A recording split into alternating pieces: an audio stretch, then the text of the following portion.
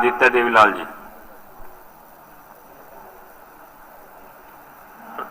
शून्यकाल शून्यकाल। बहुत बहुत धन्यवाद आपका अध्यक्ष जी। सरकार बार बार गुणगान कर रही है एमएसपी का, 24 फसलों की एमएसपी देने की बात कर रही है। किसी भी फसल का एमएसपी देने की बात तो दूर है, जो किसान फसल लेके आता है उसकी फसल को और उसे इस बात पे प्रेशराइज किया जाता है कि आपकी क्वालिटी ठीक नहीं है, व्यापारियों को भी तंग किया जाता है। और फिर जब ज्यादा एक्सेस आ जाता है अनाज, तो फिर सरकार उसको भावांतर में बदलने का काम करती है। अगर आपने भावांतर में ही बदलना है, थोड़े बहुत रुपए ऊपर देने हैं, तो आप एमएसपी पे वाहवाही लूटने का काम क्यों कर रहे हैं? क्यों किसानों को मूर्ख बनाने का काम कर रहे हैं? हमारा एक बहुत अच्छा एक ढांचा था किसान का और आड़तीये का, और जितने भी छोटे शहर थे वो सारे आड़तियों ने बसाए थे। किसान का आड़तीये का पीढ़ियों से लगाव चलता आ रहा था, और सरकार ने सुनियोजित तरीके से किस तरीके से इस बॉन्डिंग को खत्म किया जाए, ग्रामीण अंचल को, किसान को खत्म किया जाए, इस पे काम करने का काम किया।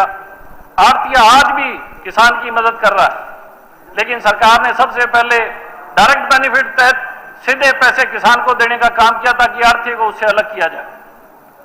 आड़तीया आज भी अनाज खरीदता है, उसकी रख रखाव करता है और सरकार को हैंडलिंग एजेंट के तौर पे देने का काम करता है।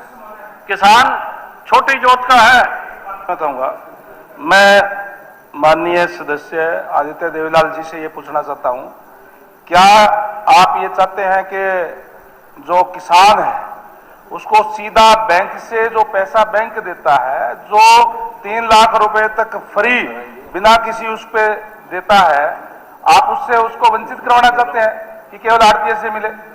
बैंक से जब जो किसान क्रेडिट कार्ड बना है वो डायरेक्ट उससे पैसा जो जाता है किसान को। माननीय मंत्री जी को एक चीज का इल्म ज्ञान नहीं है। किसान की जरूरत 3 लाख से पूरी नहीं होती, उसको हर चीज चाहिए। उसने अपनी बेटी की भी शादी करनी है, कौन सा ऐसा ट्रैक्टर है जो 2 लाख में आता हो? एक मिनट मंत्री जी, जानकारी दे रहे हैं आपका हैप्पी सीडर कितने का? 2.5 लाख का है। किसान अपने खुद के जोड़ेगा, उसको संसाधन चाहिए, उसको पैसा चाहिए। एक मिनट सत्य जी, आप भी बड़े किसान भी हैं, मैं भी किसान हूं, और कहीं कोई 3 लाख की लिमिट नहीं है। 3 लाख रुपए तक तो गवर्नमेंट की तरफ से फ्री है कि कोई ब्याज नहीं लिया जाता। उससे ऊपर जो जमीन के हिसाब से उसके पास जमीन कितनी है, मेरी खुद की लिमिट है 20 लाख रुपए की। कौन कहता है कि जो लिमिट जो केवल 3 लाख रुपए तक की है? वो तो जमीन किसके पास कितनी है उस हिसाब से उसको पैसा दिया जाता है। और जितना पैसा जो किसान क्रेडिट कार्ड का दिया जाता है, वो जो उस फसल पे जितना खर्चा होता है कहीं न कहीं उससे ज्यादा दिया जाता है। क्या आप ये चाहते हैं कि केवल और केवल प्राइवेट जगह पे किसान उलझा रहे, किसान को लाभ सरकार ना दे? आप ये चाहते तो आप ये बताने का काम कर दें। मंत्री जी आपका बहुत धन्यवाद, आप अपनी बात से मत पलट जाना। केसीसी किसान की मदद करता है, इसमें कोई दो राय नहीं है, लेकिन आड़तीये को क्या केसीसी के नाम पे किसान से अलग किया जाए? हमारा उनसे, किसानों का उनसे दरमेला भी है, हमारा उनसे ब्याह शादी में आना जाना है, और आज भी किसान आड़तीये के पास जाता है। और किसान अगर खुदकुशी करता है तो उसमें सबसे बड़ा कारण बैंक और सरकार की गलत नीति है। आड़तीये के कारण कभी किसान ने खुदकुशी नहीं की। तो बात नहीं, सही बात बात से नीतियां क्या है? मेरे को बोलने दो एक बारी, मैं एक चीज कहना चाहूंगा। अगर किसान पे कर्जे की बात आई, अगर किसान पे कर्जे की बात आई तो किसान ने हमेशा ही एक चीज देखी है कि अगर आड़तीये से है तो कहीं ना कहीं बैठ के सेटलमेंट हो जाती थी। कभी भी किसान ने खुदकुशी की नौबत नहीं आई, आड़तीये ने भी कभी कभी जोर नहीं लगाया। लेकिन बैंक और सरकार की जो ब्याज दर की नीतियां हैं और जो कानून के तहत जो कार्रवाइयां की जाती है, उसे किसान परेशान होकर खुदकुशी करता है। इस बात को माननीय मंत्री जी मानेंगे कि नहीं मानेंगे?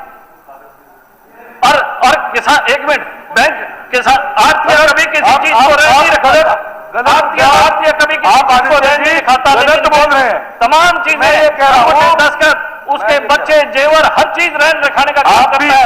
सरकार को तो कानून बनाने चाहिए एक कि मिनट, अगर कोई एक- किसान केवल विवाद एक होता है तो मिनट, बैंक उसकी लिमिट माफ केवल करने का एक काम मिनट करे। बताता हूं। देखिए, आज सरकार की तरफ से एमएसपी पे खरीद की जाती है सारी की सारी फसलें। जो फसल एमएसपी पे खरीद नहीं करती उस पे भावांतर भरपाई देने का काम सरकार की तरफ से किया जाता है और डायरेक्ट किसान के खाते के अंदर 48 घंटे के अंदर अंदर पैसे डीबीटी के माध्यम से सीधा किसान को दिया जाता है। कौन सी गलत नीति की बात ये कर रहे हैं, मुझे समझ में नहीं आई।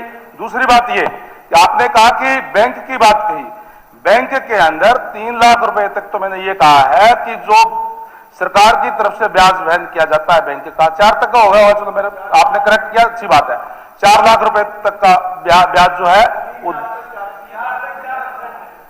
3 लाख रुपए तक तो चलो आपकी बात बोली, लेकिन आड़ती देगा तो आड़ती से लेगा, प्राइवेट किसी से लेंगे, प्राइवेट किसी से तो क्या रेट में देगा वो बता दो, कम से कम क्या रेट मार्केट का चल रहा है। उससे मुक्ति दिलाने के लिए किसान को, किसान खुशहाल हो और डायरेक्ट उसके खाते में जाए, कोई बिचौलिया ना हो।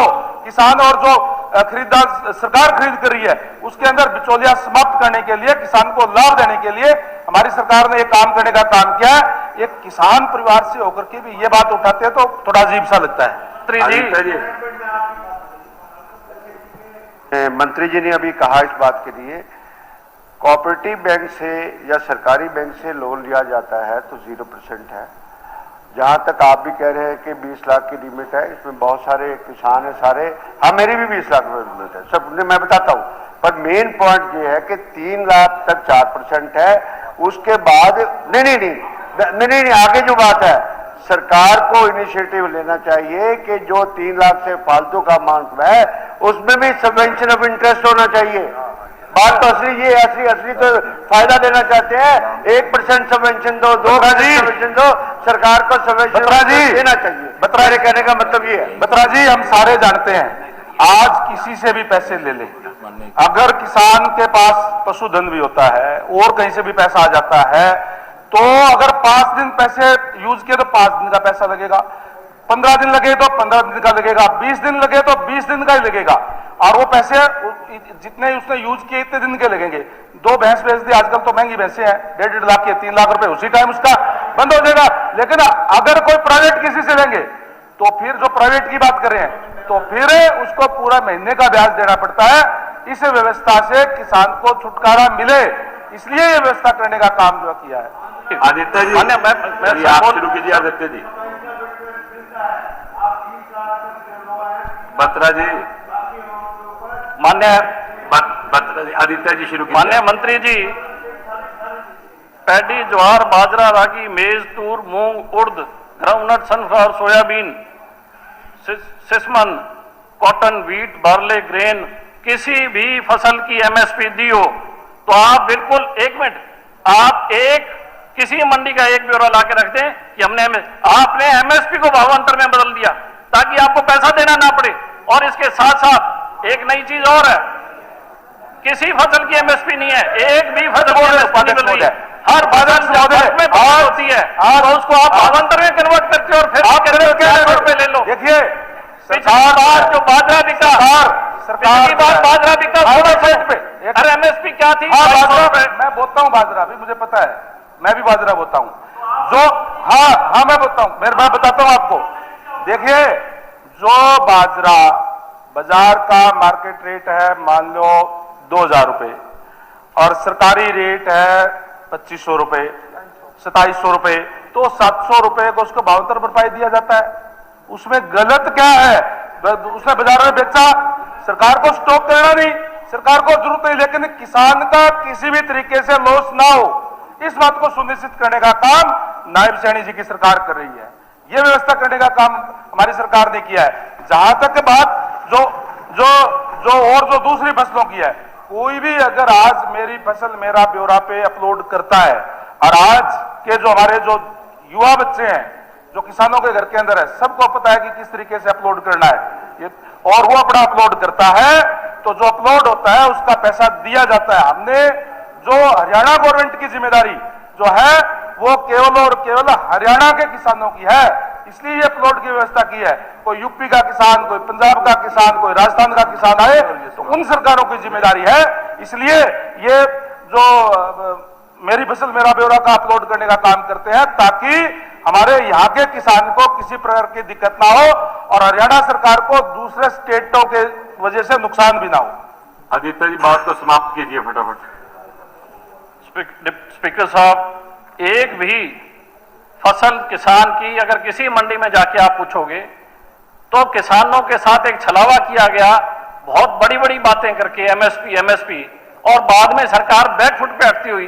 भावांतर योजना सिर्फ 400-500 रुपए। एक मिनट, लेट मी कंप्लीट, एक मिनट। मैं सच्चाई बोल रहा हूं सर, सच्चाई बोल रहा हूं, सच्चाई बोल रहा हूं, इसलिए आवाज कह रहे ऐसा 10 किसान ले आओ, नाम देना। और दूसरी चीज, आदित्य जी, मंत्री जी कह रहे हैं ऐसा हुआ तो बस आप ले आइए किसान। सुनती नहीं है, ये तमाम लोग बैठे हैं सर, तमाम लोग बैठे हैं। जब भी एक मिनट, अभी फसल खरीद आने वाली, सर एक मिनट कंप्लीट कर रहा हूं मैं। आदित्य जी, कंप्लीट कर रहा हूं सर, बोलने दो, एक मिनट कंप्लीट कर रहा हूं। मंत्री जी एक मिनट कंप्लीट कर रहा हूं मैं, कंपाइल कर रहा हूं।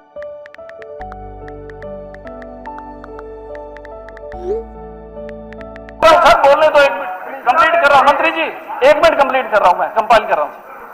सर अभी फसल आएगी बात इसकी, आपके सरसों की बात है।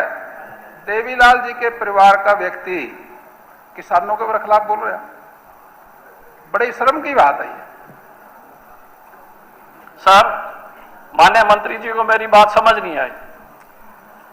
बीजेपी का मोडस ऑपरेंडी क्या है? भाई भाई को लड़ाओ। आप मेरे को बोलने दो सर, आप मेरे को बोलने दो सर, आप मेरे को बोलने दो। भाई भाई को लड़ाओ। इन्होंने सबसे पहले गांव और देहात के लोगों को शहरी लोगों से लड़ाने का काम किया, आरती और किसान को अलग करने का काम किया। माननीय सदस्यगण, अब एक मंत्री हरियाणा विधानसभा के प्रक्रिया तथा कार्य संचालन संबंधी नियमों के नियम 30 के निलंबन के लिए नियम 121 के अधीन प्रस्ताव प्रस्तुत करेंगे।